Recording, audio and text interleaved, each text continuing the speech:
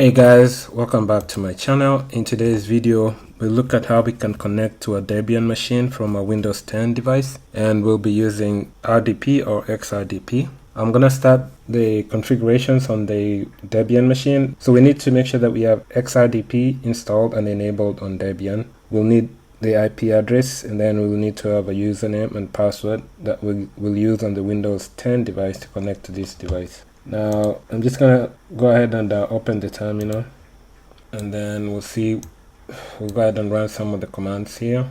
Like I said, the first command is just to make sure that you have XRDP installed. We can update the package repositories first. You can do sudo update. Go ahead and put the password, and then to install XRDP, we'll run the command sudo apt install XRDP. Okay, it's already installed. Now we can check the status of it. You can say sudo system ctl status XRDP. So it's active and running.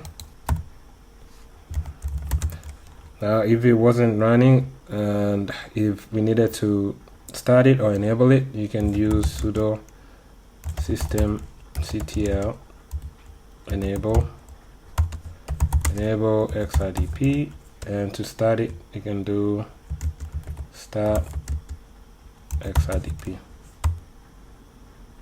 If you have a firewall, for instance if you're using UFW firewall, you'll need to enable the protocol for RDP, which is protocol 3389. You'll need to say sudo UFW allow from any IP to any port, then the port number 3389 port TCP. And now the other thing we need here is the IP address. So IP address command. The IP address for this Debian machine is 172.16.1.102, and as I said earlier, you need a username and a password that we'll use to log into this device. What I'm gonna do is I'm gonna go ahead and log out from here.